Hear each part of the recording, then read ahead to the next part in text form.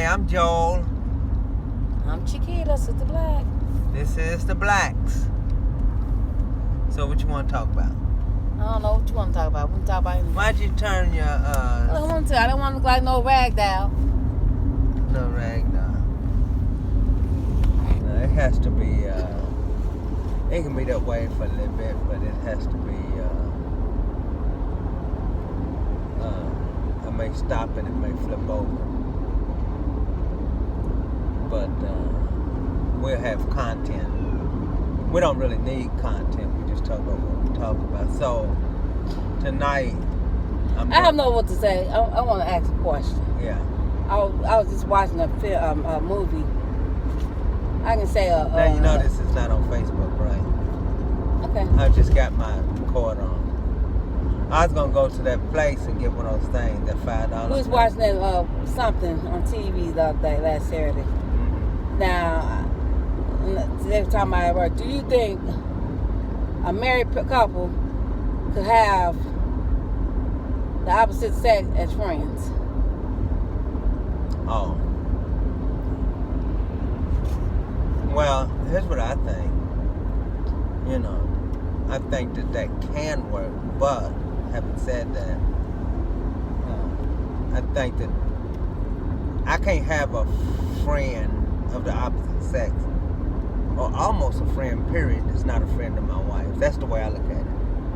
Any friend of mine is a friend of my wife. And otherwise, you know, especially if it's the opposite sex, you can't, even if it's people I've known for years, I'm talking 20, 30, 40, 50 years, you can't be my friend unless my wife basically accepts you. That's what it comes down to. Now, if say she's got male friends, say she's got 5 male friends, if I reject all of them, then that's a problem. That's obviously, you know, you obviously got some other things going on. But I like the idea that any friend of mine is a friend of yours, any friend of yours is a friend of mine.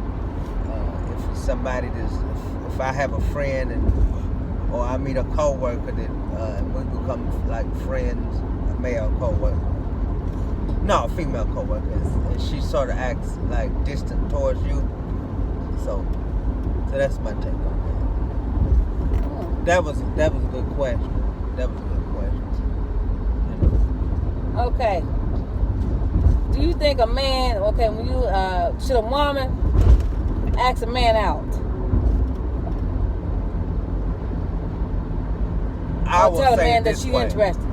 If sometimes men may need a little help.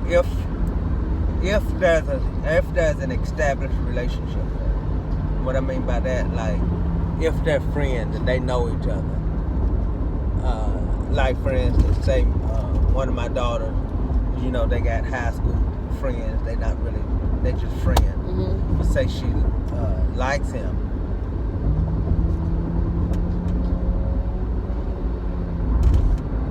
Say she likes him, then I wouldn't see no problem. I mean, sometimes women will give hints and stuff, but sometimes it depends on the guy too. I'm more old school. I don't think a woman should ask a man out for a date, because the Bible speaks of it. And I'm not trying to be churchy person. A man who finds right finds a good thing. Because first thing I see a woman asking a man out, they look like, ooh, she's desperate. But if that's why I said, is that a booty call? That's why I said if it's someone that they know. If it's someone that they know. Now, if you don't really know them, then that's a whole different story. Like if it's somebody that you know, it depends on how comfortable you are in the relationship. Because going out doesn't necessarily lead to marriage. And going out should not automatically lead to sex. That's, you know. So that's the way I see that. Yeah. So you have any questions? Yeah, I have a couple of questions. What was the hardest thing that you had to learn in marriage? The hardest thing I have to learn in marriage. That's a good question. I really have to think about that one. That just shows we're not scripted. To me, was of like sharing things. Right. With an individual I really don't know. No. Really don't know. Correct. Exactly. You know, like it has to be a team. Right. See, I was a single person. Now I'm coming on and I'm be a team with somebody. Right. That you really don't know. Right. The flaws. They have flaws, and everybody have flaws. Right. So I can say that one. Yeah. And the hard part for me too about paying bills. I don't like paying bills. You know, but back to what you were saying, it takes an awful lot of trust to that gets was so good. This should have been on the thing. You can put on the thing. It takes an awful lot of trust to come into a relationship. But a lot of people, their head is in the clouds and they so fogged by infatuation and lust and love that the decision that they make a lot of time is not rational.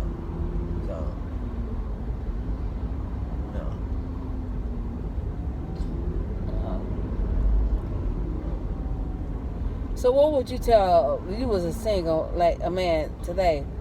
What would you tell? What would you tell your younger self today? I actually thought about this, and the answer to that is the only thing I would tell myself is stay in school, get it done the first time, and we'll talk about that about our school journey, because it's funny how people are when it comes to that, you know, just how people are when you're trying to better yourself. That's the only thing. But the thing is, I thought about that exact thing. Like, if you had it to do over again, what would you do? And the answer's different. And the answer is nothing. And this is why. Because I would change nothing. I would do nothing different. Because if I did something different, I might not have the wisdom and knowledge that I have now. I might not, you know, have the longevity with my spouse as you know, as I do. Just a lot of things. Like if you sometimes when you make perfect decisions, counts adds up to a boring life. So you know, and I thought about something else too, because I was thinking about this and thinking about us putting this together, what we were going to share and different things like that. And you know, and understanding the difference between understanding the definition of the word struggle, because some people think that when you say you're struggling that you was poor and didn't have nothing. That's not what I mean by struggling, you know. And I was thinking about this, and I've come to realize that life itself is a struggle. And you know how people say the struggle was real? That went through my mind, and immediately the Holy Spirit said, but God is real too. See, the struggle may be real. We don't doubt that the struggle is real. Yeah, the children of Israel war in the wilderness. Yes, Jesus did suffer a horrendous death on the cross. Yes, some people did go through cancer or go through diabetes or kidney failure. Or, yes, you did lose a loved one that you depended on and you loved deeply, and the struggle is real. But God is just as real. God is more real than the struggle. So that's, I was just thinking about this. So I wouldn't change nothing, actually. But I would tell my young self. The only regret I have is that I did not treat my education serious when I went off to college the first time. That's my biggest regret in life. My young self, I would tell my young self, never lose who you are. Always never stop taking care of yourself. Number 3 is always put yourself first. Yeah, I get that part about not losing you, and that speaks to like ministry, for instance. We get lost, or being a parent, or being a couple, or being the it. You know, we the it. And I'm not saying it for a cuss word. I'm not doing that. But we're coming on the scene with it. We get lost in the hype. A lot of people get lost in the hype, of the career, their job, the fact that their marriage, their home life. Huh? I don't know why I'm yawning so much.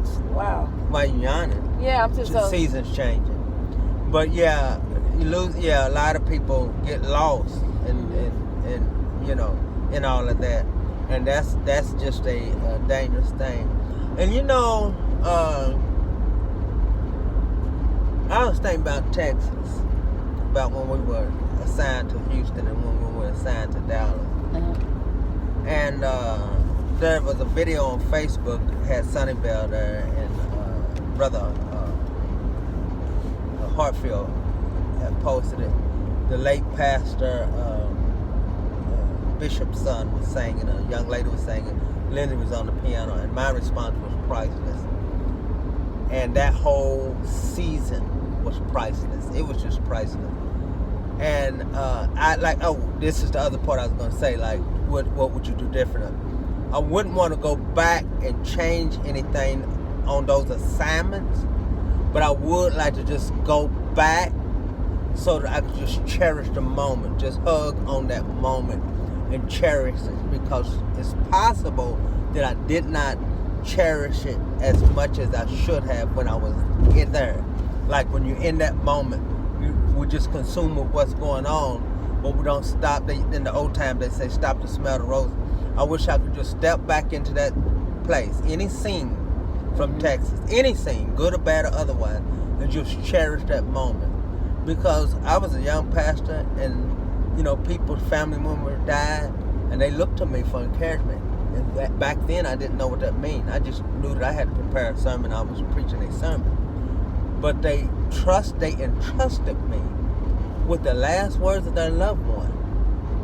And you know, this actually gets emotional when you think about it.